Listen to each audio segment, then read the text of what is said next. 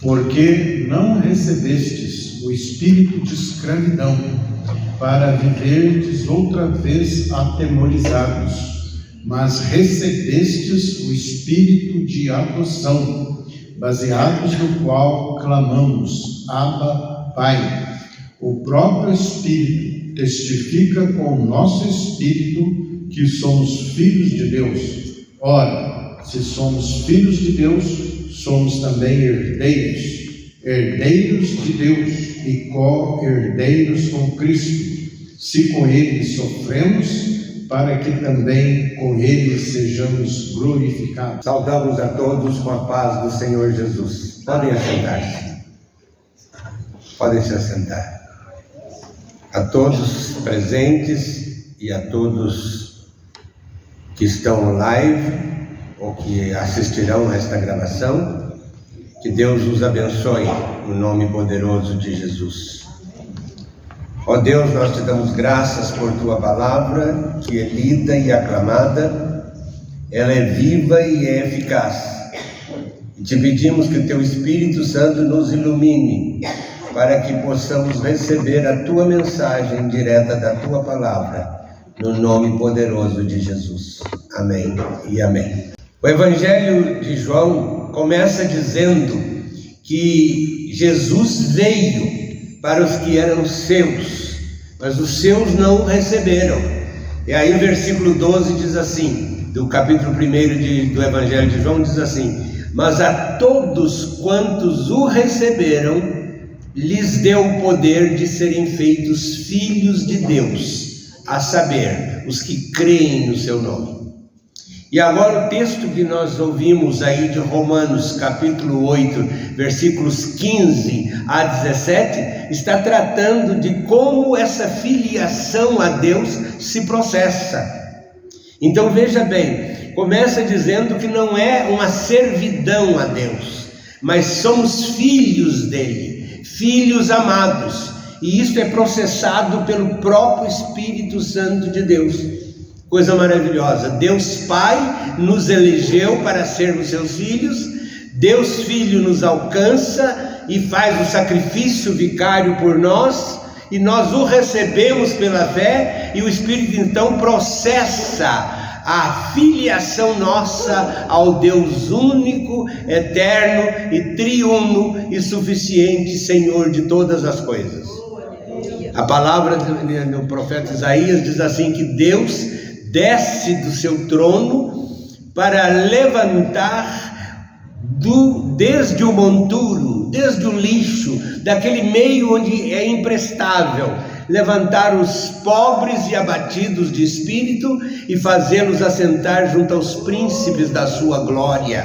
É esse assento que o Espírito Santo nos dá em Jesus Cristo, o assento junto aos príncipes da glória de Deus, porque somos filhos de Deus, certo? E Ele nos coloca à sua direita como seus filhos e como seu Filho unigênito Jesus, e então dele somos herdeiros e co-herdeiros com Cristo, diz o versículo 17. Então somos adotados. Jesus é o Filho unigênito de Deus Pai. Ele deu seu Filho unigênito através da Virgem Maria, e esse Filho unigênito vem a nós, se humaniza e toma sobre ele todos os nossos pecados e carrega na cruz do Calvário, e ali ele morre e dá a vida por nós, mas ao terceiro dia ele ressuscita e vive e reina pelos séculos dos séculos, e nós com ele vivemos pelos séculos dos séculos. Mas irmãos amados, como se processa então essa filiação? Essa filiação se dá assim: nós cremos em Jesus como nosso único e suficiente Salvador. Se há alguém aqui online que ainda não creu, não recebeu Jesus como seu único e suficiente Salvador, faça-o agora, e será processado pelo Espírito Santo de Deus a sua eterna filiação ao Deus Pai. Se torna filho e filha de Deus. E tornando-se filho e filho de Deus, na ação que é incubada pelo Espírito Santo, nós então agora seremos filhos eternos de Deus. E o que acontece? Acontece que nos tornamos, conforme diz o versículo 17, herdeiros daquele que é nosso Pai. O Filho herda do Pai. Jesus é o Filho legítimo. E Deus é o Criador supremo de todas as coisas. Então o que Jesus herda do Pai, porque Ele é o Criador de todas as coisas, Jesus herda todas as coisas. Todas as coisas. E nós na eternidade seremos herdeiros de todas as coisas. Seremos assentados junto aos príncipes da glória para viver e reinar eternamente com Cristo, sendo herdeiros de toda a criação divina. Porque os filhos adotivos são herdeiros do Pai, conforme diz aí 17, e co-herdeiros com Cristo. Herdamos junto com Cristo aquilo que Ele herda. Bom, seremos herdeiros de todas as coisas na eternidade e eternamente. Agora, somos aqui neste mundo herdeiros das virtudes espirituais de Deus. E para isso eu vou pedir ao apóstolo Enoque que, servindo de acólito, leia em Gálatas capítulo 5, versículos 22 e 23. Gálatas capítulo 5, versículos 22 e 23. Gálatas capítulo 5, verso 22. Mas o fruto do Espírito é amor, alegria, paz, longanimidade, benignidade, bondade, fidelidade, mansidão, domínio próprio. Contra estas coisas não há lei. Por gentileza, permaneça aí que nós vamos repetir cada parte do fruto do Espírito. Então, irmãos, nós, quando somos adotados em Deus pelo processo do Espírito Santo, ao recebermos Jesus, o Filho eterno de Deus, como nosso único e suficiente Salvador, nós já recebemos para este mundo o fruto do Espírito Santo de Deus. Então a herança é fruto daquele que nos criou, não é? A herança, quem herda dos seus pais alguma coisa, herda aquilo que os pais fizeram, aquilo que os pais construíram. Então é a sua herança. Agora nós herdamos de Deus a herança eterna. Já para este mundo, o que Ele nos dá? Ele nos dá o fruto do Espírito Santo. Por isso Jesus disse aos discípulos: eu, quando for para o Pai, nós enviaremos o outro Consolador, o Espírito Santo, que estará convosco todos os dias, até a consumação dos séculos. E ao enviar-nos o Espírito Santo, então nós recebemos já de antemão, aqui para vivermos neste mundo, com parte da nossa herança. Só que essa herança primeiramente é espiritual. Começa dizendo então aí as virtudes do Espírito, certo? São as virtudes do Espírito que se juntam em nós, que nós já recebemos com a nossa vida cristã.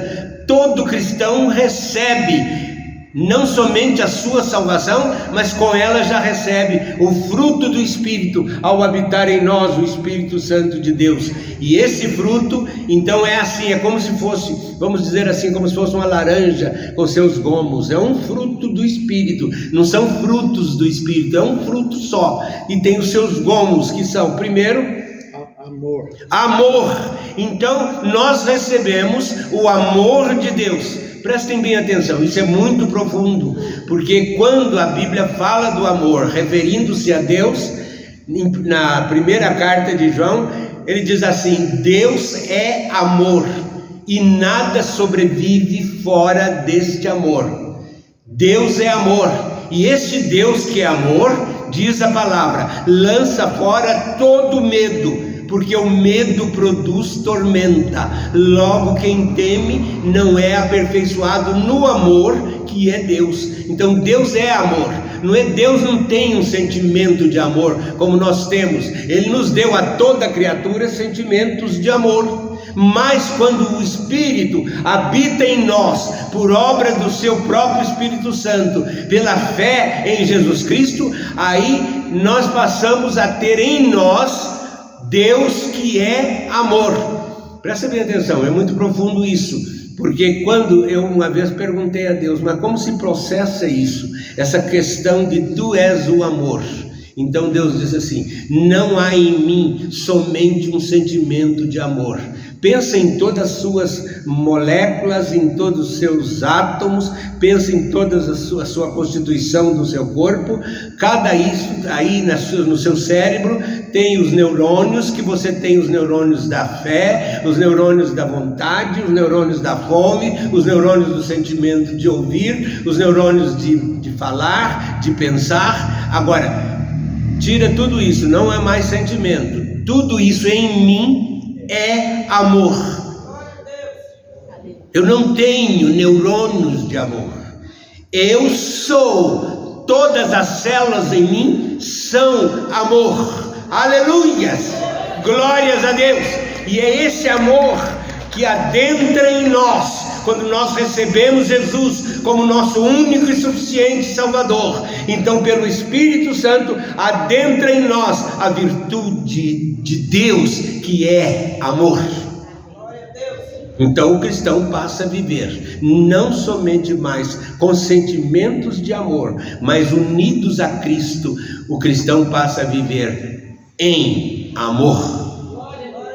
Dá para entender? Outra virtude. Alegria. Alegria. Recebe uma alegria, que Deus é alegria. A alegria do Senhor é a nossa força. Não é mais assim somente um momento de alegria, mas é um êxtase de alegria permanente, porque Deus é permanentemente alegria, é permanentemente gozo. Esse gozo passa a existir no crente. Desfruta-o, irmão e irmã, desfruta desse amor eterno. Deixa de ter meros sentimentos de amor, mero sentimento de gozo, mero sentimento de alegria. Desfruta essa alegria. Por isso alegrai-vos sempre no Senhor. Em tudo vos alegrai, diz o apóstolo Paulo. É para ter uma alegria permanente. Outra vez digo-vos, alegrai-vos. A palavra de Deus diz, a carta de Pedro, que quando o cristão sofre como cristão, sobre ele repousa a glória de Deus. A glória de Deus é a soma das suas infinitas virtudes, é a soma, essas virtudes que estamos estudando, é a soma das infinitas perfeições de Deus. Ela repousa sobre o cristão quando ele sofre. Então, quando eu estou sofrendo uma neuropatia que tenho agora, sobre mim está repousando a glória de Deus. Isso é algo tremendamente grandioso, é incompreensível à linguagem humana. Não dá para o homem definir e compreender, porque ultrapassa a qualquer entendimento humano. É por isso que aos Efésios, na carta, Paulo diz assim: Deus é poderoso para fazer infinitamente mais do que aquilo que pedimos e até do que aquilo que pensamos. O nosso pensamento não alcança as misericórdias de Deus. Outro fruto: paz. O cristão passa não somente a ter momentos de paz, mas ele passa a ter nele paz para os momentos alegres e os momentos difíceis. É por isso que Jesus disse aos seus discípulos: no mundo tereis aflições, mas tende bom ânimo, eu venci o mundo. Não é que nós, assim como ele venceu, nós também vamos vencer, não. Já está vencido. Ele diz: eu já venci por vocês. Quando vocês estiverem passando momentos conturbados, aflitos, terão aflições, mas a minha paz eu vos dou, a minha paz eu vos deixo, a minha paz eu vos dou. Eu vos dou a paz de Deus, que o mundo não pode dar e nem tirar. Aleluia.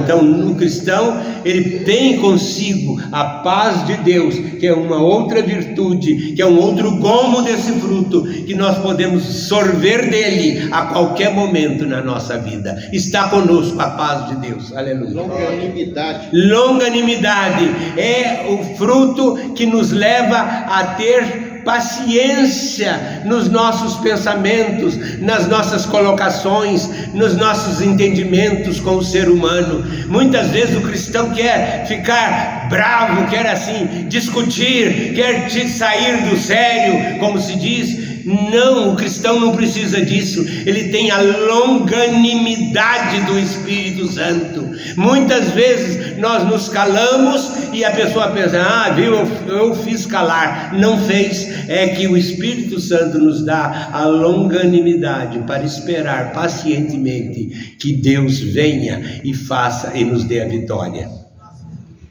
Outro benignidade. Esta é a bondade que nós expressamos nos nossos atos. Não é bondade nossa, aquele fulano é tão bonzinho, mas também ele é cristão, ele tem que ser bonzinho. Eu não tenho que ser bonzinho. Eu sou bonzinho, porque dentro de mim existe a benignidade de Deus. Não é minha, eu não sou. Eu sou temperamental, eu sei reagir também como ser humano, mas eu me acorro a Deus e Ele me dá a benignidade para vencer os obstáculos. Aleluia. A bondade é fazer o bem a alguém. Já se traduz em atos. O cristão, ele faz o bem não porque ele quer ser bom para as pessoas, não porque ele quer ser louvado, mas é porque dentro dele existe a bondade de Deus. A bondade de Deus nos leva a fazer bons atos. Bom dia para aquele que não sabe nem nos dar bom dia. Bom dia para aquele que não sabe nem responder o nosso bom dia. Deus te abençoe para aquele que nem nos olha no rosto. Toma uma comida para você, toma esse bombom para você, para aquele que nunca nos dá nada e que nem nos cumprimenta.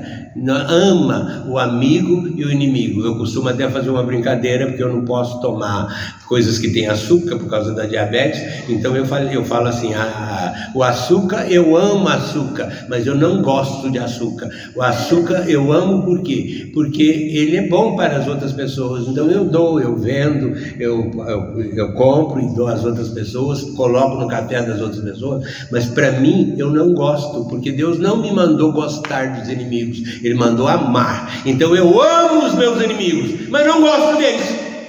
É um direito que eu tenho de não gostar. Presta bem atenção, o cristão não deve gostar de quem é inimigo dele, mas deve amar. Se ele precisar de você, nós estamos aí para ajudar, nós estamos aí para socorrer, com a benignidade que Deus nos dá. Amém? Fidelidade, ser fiel. Dá uma palavra, depois não cumpre. Não, eu vou lá para você, pode deixar que eu faço o trabalho lá para você, pode deixar que eu chego lá às 2 horas. Chega 5, 10 e às vezes nem vai. Não é assim. A fidelidade de Deus está em nós. Mas como que eu vou fazer para chegar lá? Eu não tenho carro, eu não tenho isso, nem aquilo. Existe a fidelidade que é de Deus. Ela em nós faz chegar. Ela nos leva voando, se for preciso. Amém. Bondade é aquele ato de ser bom para com as pessoas, de praticar as coisas boas sem necessidade de tirar vantagens. Mansidão, ser manso. Manso e suave, Jesus está chamando. Chama por ti e por mim. Às vezes cantamos, mas chega na hora de exercer uma mansidão, a gente não exerce, fica bravo, fica irritado, não é assim. Com Deus não é assim. Ele tem mansidão e Ele no Espírito Santo coloca em nós, cristãos, a mansidão. Se você recebeu Jesus como seu Salvador e Senhor da sua vida, você tem mansidão dentro de você. Domínio próprio. Eu não consigo me dominar. Você não consegue mesmo. Uma mulher uma vez lá no México me falou: pastor, meu marido está me exocrinando demais. Eu falei: irmã, a senhora precisa de exercer o domínio próprio. O senhor falou uma coisa que eu não tenho. Eu falei: eu também não tenho. Não tem como, pastor. A gente vê que o senhor é um homem que sabe se dominar nas circunstâncias. Eu falei: mas não é meu, minha irmã, é do Espírito Santo que está em mim. Então vamos orar. Começamos a orar, comecei a orar com ela e falei: Deus faça com que ela exerça esse domínio próprio que tu tens dentro dela, porque ela é uma cristã, ela crê no Senhor Jesus e ela precisa desse domínio próprio. O casamento virou uma bênção, o marido virou o melhor marido do mundo. Eu falei: minha irmã, como a senhora falou que ele desocrinava, que ele não prestava? Pastor, ele mudou demais. Irmã, creia, a senhora é que mudou, a senhora está exercendo o domínio próprio. Amém e amém. Que Deus assim nos abençoe e que nós vivamos com o Espírito Santo exercendo em nós todo esse fruto maravilhoso, porque somos herdeiros de Deus e co-herdeiros com Cristo deste fruto. Amém. Se com Jesus nós sofremos, é para que com Ele também sejamos glorificados. Por que fala, pastor, que se com Jesus sofremos? Porque todo o sofrimento do cristão, ele não está só, Jesus está com ele, ele veio para estar conosco. Por isso que ele fala: vinde a mim todos que estáis cansados e sobrecarregados, e eu vos aliviarei. Tomai sobre vós o meu jugo, andai trelado comigo, e eu darei alívio. Jesus está conosco nos nossos sofrimentos. Quando nós sofremos uma dor de cabeça, Ele também sofre conosco, para nos aliviar, porque Ele é que nos alivia. Amém e amém. Deus nos abençoe.